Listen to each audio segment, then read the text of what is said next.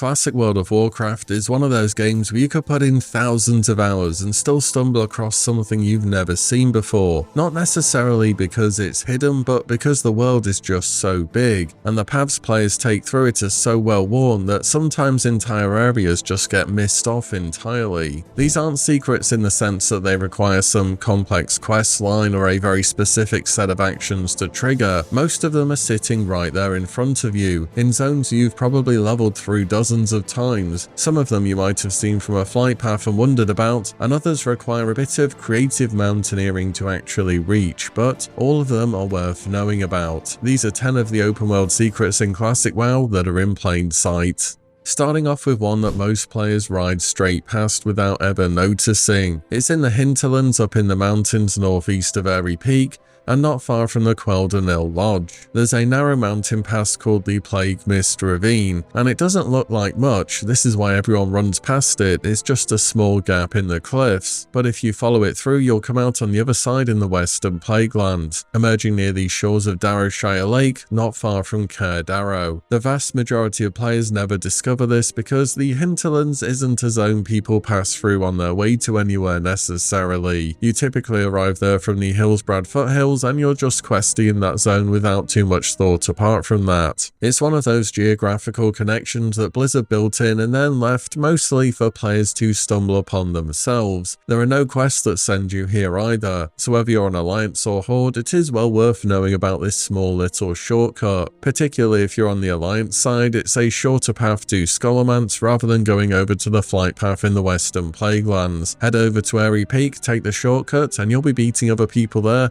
and they'll be asking which route you took. Before we go on, a quick word from today's sponsor, Boot.dev. Boot.dev teaches back-end web development from start to finish in Python, SQL, and Go. What sets them apart is their focus on teaching fundamentals in depth, ensuring you're truly prepared for the job. The crucial difference here is that you'll be writing loads of your own code, learning by what you'll be doing, and building real projects along the way. Boot keeps things interesting with experience, levels, and achievements, as well as the ability to complete quests and fight bosses whilst you're learning. They've also just launched the Training Grounds, a place where you can grind infinite challenges to get as much practice as you need before moving on. And if you do get stuck, there is Boots, an AI assistant trained on every lesson who has full context of what you're learning. Though he won't just give you the answers outright, but ask follow-up questions and push you back in the right direction. On top of that, all content is free to read and watch, and there's a free demo of the interactive experience on every course, as well as a 30 days no questions asked refund policy. If it sounds good, why not give it a go? You can click the link in the description and use my code Willie to get 25% off your entire first year for Boot.dev. Many thanks as always to Boot.dev for supporting the channel.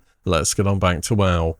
At number 9 is one of the most iconic settings in the game, and something which, despite being so cool, is also so well known, which is why it's fairly low on the list. But above the Undercity in the ruins of Lordaeron sits the Royal Throne Room. This is the same setting we see in Warcraft 3 where Arthas returns from Northrend to take his place on the throne. But Blizzard put some real care into making the history legible through the environment. The throne room has dry bloodstains on the floor near the crown, there are dead rose petals scattered across the ground matching the details from the cinematic, and if you stop and listen there are voices that took place in the cutscene too, though you have to turn your ambience way up in the game. Again, this is just such a cool story moment that a lot of people will have gone past without ever really realizing it's there. Atate is one that players often know about, but you can't really reach it without some creative use of gameplay mechanics, let's say. However, if you've ever taken the flight path between Moonglade and Oberdeen, you will have caught a glimpse of this location out of the corner of your eye. It is the Shatterspear Vale, or better known as Dancing Troll Village. The Shatterspear Trolls are a splinter of the old Gurabashi Empire who settled in the mountains between Darkshore and Felwood, and they are pretty much cut off from the rest of the world. Getting to this location requires using some type of slowfall effect from the peaks of Winterspring, and when you do get there it's one of the more distinctive locations in the game because it just feels kind of lost to time. There's a central lake, some water features, and of course the namesake for the village, a bunch of trolls dancing beneath what appear to be mechanical light sources. The whole scene has some kind of theme to it, as though this cut-off tribe has discovered some new technology and they're just pretty hyped up about it. Though they could be gemstones as well, it's a little bit hard to tell really. They're also between levels 52 to 58, and players looking to AoE grind as a mage on their way to 60 often use this place as a final location for that last push towards level cap, meaning for certain people there is genuinely a good reason to come here. During the Cataclysm, Blizzard created a proper entrance to the Shatterspear Pass, but up to then during vanilla it's always remained as this mysterious place. At number 7 is the Deep Run tram that connects Stormwind and Ironforge. Most people treat this as a bit of a loading screen light with scenery. You hop on the tram car and zone out till you arrive, which is a bit of a shame because if you make the effort to take the sights in, you'll realise there's a lot to see on this tram journey. Partway through the tunnel, the track passes through a huge glass chamber submerged in dark water. You can see the shipwrecks, seaweed, rock formations, deep run divers, sharks, clams, treasure and so on, and this is all just observable from the outside. And there is a bit of history why this goes underwater as well, which doesn't really make sense whatsoever for going between Ironforge and Stormwind. Originally, Blizzard wanted this tram to go from Stormwind to Darnassus, which is a whole other story, though they faced technical challenges in getting this to actually work within the game. Also, there were potential lore reasons too why this would have been a problem. I don't think the elves would want a massive tram being built into their tree. Most famously in the Deep Run tram is of course Nessie, a Threshodon boss, who was added towards the end of vanilla actually, not right from the start. Nessie is of course a very clear reference to the Loch Ness Monster, and she just swims about happily in her underground home. So next time you're in the Deep Run tram, keep an eye out, there's a lot to see. And number 6 is Newman's Landing. This is a tiny hidden location on the western coast of Dunmorrow, tucked behind the mountains and mostly cut off from the rest of the world. There is no flight path, no road and no quest which takes you there. Getting there means you're going to be swimming round from Menethil Harbour, and it's about a 15 or so minute swim if I remember correctly. When you get there you'll find a decrepit human house, a dock with a sign reading Newman's Landing, sunken boats, and a bunch of skeletons. There are open grain boxes and a skull impaled by an axe on a signpost, perhaps the unfortunate resident who used to reside here. And on the table there's a white cup with an F logo on it, potentially a reference to a Blizzard developer. The subject of Newman's Landing has been something that's been discussed for years. One persistent theory is that it was called Newman's Landing with the idea that newly created Alliance characters briefly pass through this location before being placed in their own respective starter zones. And more recently, Blizzard has made a use of this place. If you played a paladin during Season of Discovery, you will absolutely still remember having to swim around here because of how long it took, and you had to visit here to pick up one of your runes. And I do appreciate Blizzard finding ways to send us to places which are a bit further out of the way for the rune acquisition. All that being said, Newman's Landing is a bit more out the way, but it's definitely an interesting place. And number 5 is the Ironforge Airfield. You can see the Ironforge Airfield on the map, and when you're flying to Menethil Harbour from pretty much anywhere south of that as Alliance, you will go directly over this place. You can also get up there on foot as well, involving some clever use of game mechanics and a bit of slow falling. The airfield is fully realised. It has 2 landing strips, dwarven and gnomish buildings, a frozen lake, a bunch of tanks, griffin roosts, the whole thing. There are also a few towers up there too, almost suggesting as though Blizzard planned to build a road, but they're all blocked out. You may also not have known that during the original AQ40 war effort quests, that the quest to hand in the materials had you go over to the airfield in Ironforge. And this completely makes sense from a lore perspective. Whilst the Horde are a lot closer and would have used ground mounts such as Kodos to transport all that stuff, it would make sense that the Alliance would use airships instead for all these materials. Nevertheless, quests that sent you to the airfield were never actually used, because I suspect it would have been super inconvenient to keep having to go up there, and Blizzard just put the quest NPCs inside of Ironforge instead. Nevertheless, the Ironforge Airfield, very cool. And number 4 is what I call the Doors to Nowhere, a bunch of places within the game teasing future content that we would never see in a vanilla setting. The most famous of these is the Greymane Wall in southern Silverpine Forest, a massive stone fortification running across the entire border between Silverpine and the Kingdom of Gilneas. Outside of it, the huge gate stands ominously, and you can see a ton of refugees who have been stranded. The wall itself was built out after the Second War when King Gen Greymane pulled out of the Alliance and isolated the kingdom behind stone, and in vanilla that's exactly what it represents. When you're questing on the Horde, especially as undead, you'll be taken to this location too, and it's just really cool to see in the game. There's also a Timbermoor Hold entrance in northeastern Ashara, and I'm not talking about that small one in Felwood that you cross through to get to Winterspring. There is actually a sealed entrance on the Ashara side, filled with dirt and guarded by Gatekeeper Rageroar and 2 Den Watchers. This gate of course leads nowhere, and it's not too difficult to see behind it and realise there's nothing there either. But in vanilla, this place is just sitting there, brimming with potential with a bunch of guards in front of it. And the final door to nowhere is in southern Tanaris, and the subzone of Uldum is even in the game as well. This is guarded by a bunch of stone giants, and you are even sent here as a follow-up quest which will begin in Uldaman, though the Titan construct at the gate says you're going to need the plates of Uldum to unlock the gates for real, and we never get them in vanilla. Again, this is another place that we ended up seeing during the Cataclysm though. Overall, there's just something that works about doors like these. You know something's behind them, even the subzones exist within the game, they're just not quite finished yet, and these places have such potential. And number 3, on top of the doors to nowhere, we also have a bunch of portals to nowhere too. The 4 Emerald Dream portals are the most substantial of these. They appear in 4 different locations across the world, showing us glowing green portals that would lead us to the Emerald Dream. And all of these portals are in pretty low level zones as well, and if you run across the NPCs there, well, you're going to be running back from the graveyard pretty fast. During patch 1.8, these portals became spawn points for the Dragons of Nightmare, who would of course be world bosses that would drop powerful items. And then there's the Stormwind Housing portal, showing a large swirling blue portal behind the portcullis, but it's completely inaccessible. During World of Warcraft's original alpha, Blizzard confirmed that this was the planned entrance to player housing neighborhoods. Of course, we would never end up seeing housing during vanilla, but they were thinking about it all this time ago, and it wouldn't be until over 20 years later in WoW's most recent expansion Midnight that we would finally see this idea realized. And there is one more portal definitely worth mentioning, and this one's at the bottom of Dark Whisper Gorge in southern Winterspring. There is a rune gate with an instance portal behind it, and it's been sitting there quietly since day 1 of vanilla, and it doesn't take too much imagination to know that this would have been the portal that would have taken players to Hyjal, though it would have done so in one of the most inhospitable ways imaginable due to where it's located in the world. But keep in mind, during the early days of vanilla, raid entrances were planned to be inside of dungeons, so this is kind of on theme. Of course, this portal would forever remain dormant, and Hyjal would become a raid in TBC and later a zone during the Cataclysm. The thing about all these portals and doors in plain sight is that we've all seen them and we all know there's so much potential there. Yes, in many of their cases, these ideas have been used in future expansions, but I'm still so curious about how they could fit into a vanilla world and what new type of content we could see there. And number 2 is Ironforge Peak. So Ironforge Airfield is one thing, and I think it's pretty amazing with everything to see there, but Ironforge Peak is its whole own beast, with a lot more hidden things to see scattered across it. The mountain itself is the dominant geographical feature of Dunmorrow. You see it from a ton of flight paths whether you're heading north or south, and you can climb to the top of it, again with some creative use of game mechanics and slow falling. And what's up there is genuinely memorable. There's an Explorers League banner planted at the very peak, next to it are some supplies and the remain of whoever's planted that banner, you imagine. On the northwest face of the mountain there's also a gnomish bomber which has crashed into the side of it. There's no quest here, no story explaining it, just something to see as you're making your way up the mountain. That's not all either, there's a cave on the mountain too on the western side, and you imagine this is a Frostmane troll dwelling, due to the drums outside and the cages nearby. The Frostmane trolls are of course a prominent enemy in Dunmorrow, so you have to imagine some of them would have been up here at some point in time. And perhaps my favourite detail of the mountain is the camp, which is just to the west of Ironforge if you go over the hills a bit. If you were to walk down a bit from the camp and stand on the ridge of the mountain overlooking Ironforge, you're pretty much getting the exact view that dwarf in the opening cinematic would have had. And you have to imagine that's his camp within the game. It's just such a cool little reference to the cinematic. The more you look at Ironforge Mountain, there's just more stuff to find, but those are a few of my favourite things about it. And at number 1 are the hidden stories of Tanaris. So if you start from near Gadgetzan extending out over the dunes of Tanaris, there are 3 different trails which lead off in different directions. Each of them tells their own little story. The left-hand path will take you towards the Caverns of Time. Here there's no debris, no casualties, no drama. It looked as though whoever made this journey had a clear route through the desert, although maybe one of the dragons got them when he finally reached there. It's hard to say. These are some little treks as well. Maybe it was Chromie, who knows. The middle trail is a caravan, kind of like an Oregon Trail kind of vibe. It sets out with 2 wheels in the sand, a proper cart moving with purpose. Not far along they run into trouble. There's a skeleton and scattered boxes where the animal pulling the cart was brought down by the wildlife of Tanaris. But evidently the trail still carries on. The cart may have been destroyed, the beast was gone, but whoever was driving it wasn't ready to turn back yet. They were pushing onwards, though not too long later the trail does do a 180 and start to head back to Gadgetzan, but it was too late.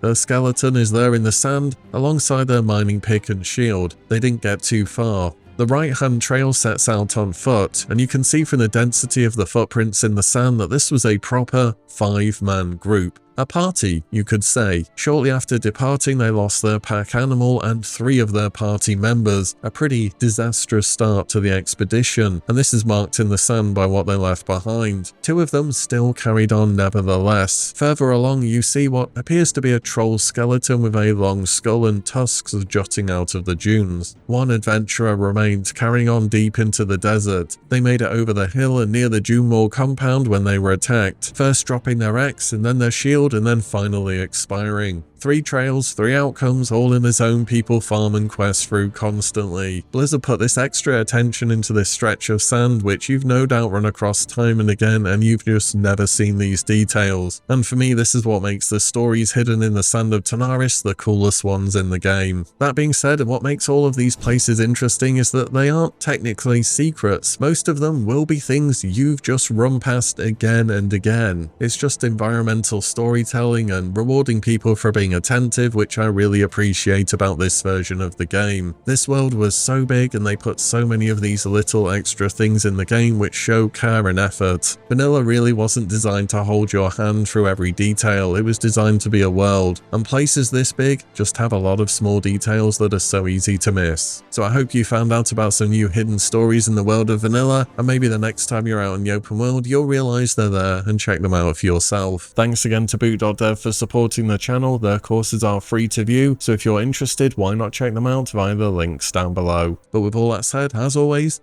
thank you all so much for watching and listening in, and I'll see you all in the next one very soon.